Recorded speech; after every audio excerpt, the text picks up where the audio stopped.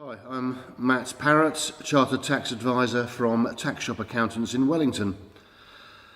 Today's topic is buy-to-let properties, how to hold the properties, whether you should be holding them personally or with a partner, a spouse, or more currently, very popular, very trendy, is to hold them through a limited company. Not any old limited company, not a limited company that you trade with, but what they call a special purpose vehicle. All that means is it's a brand new company at Companies House. It's got the right Companies House code, i.e. it's a letting company.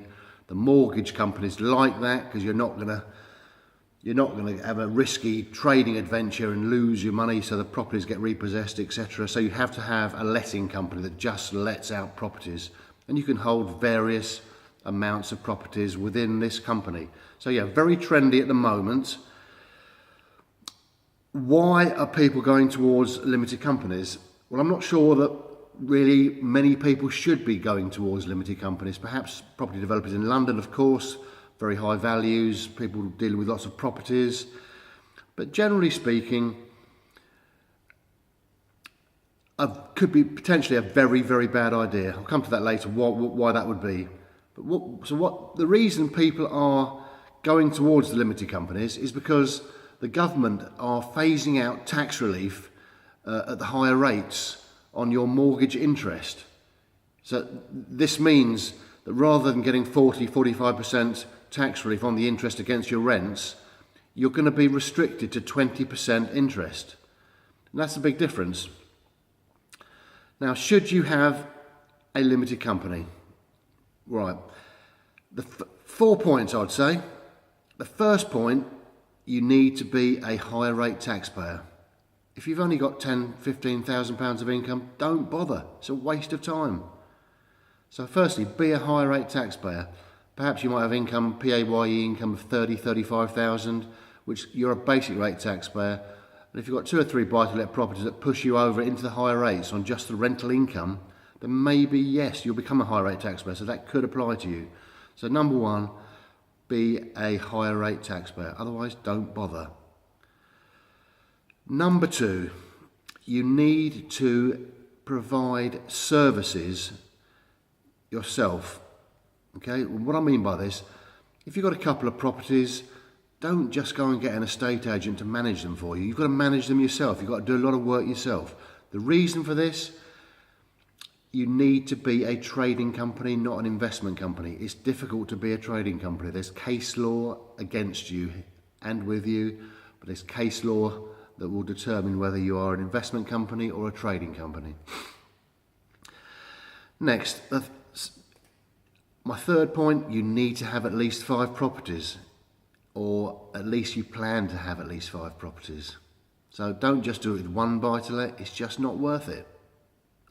One buy-to-let, do it yourself.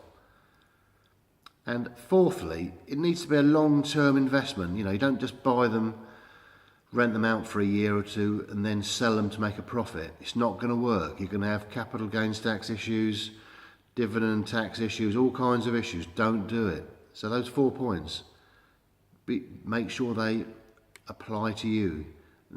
If it does, the limited company may well be a great route for you. Otherwise, no, don't. Look at other ways of holding it. Why am I worried about limited companies holding properties? Well, firstly, you've got to get your money out sometime. So you've got rental income coming in. You're going to make a profit. Hopefully the rents are higher than the mortgage interest. You might need that money to live on. So you're going to have to take it out of your company.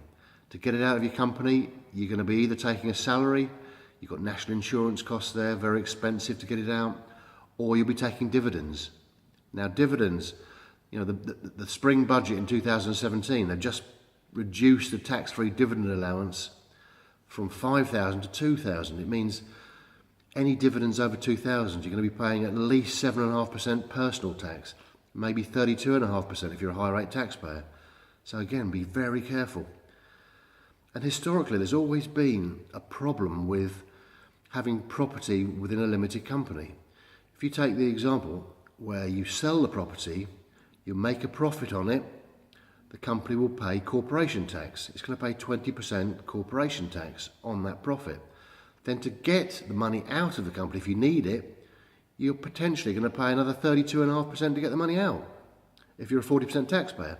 So again, a huge hammering on tax. Just makes no sense at all if you need the money. Hence why I said you need to have a long-term investment plan. If you do, great, that might well be perfect for you.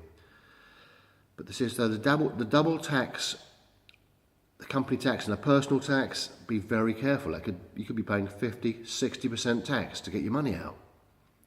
And then there's accounting costs. Limited companies are notoriously more expensive in accountancy fees than being a sole, being a sole trader stroke partnership type property owner, having it in your own name or in joint names. So your accountancy costs, your compliance costs. A limited company, you have to have board meetings, you have to produce dividend vouchers, you've got to keep a very strict set of records, much more strict than if you own things personally. So just be very, very careful.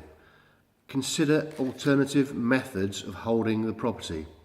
If you're married, consider holding it in joint names, split the income 50-50, perhaps do a declaration where the income is held, the capital is held in different proportions. That may help you, but be careful here. Alternatively, if you're not married, if you are just you're a non-married relationship, you've got a partner, and you own it jointly, that can be even better for you. Actually, you can allocate the income how you like. It's treated as a partnership share, so that could well be much better option for you. So consider that. Consider everything I've just said, but don't just rush into getting yourself a limited company.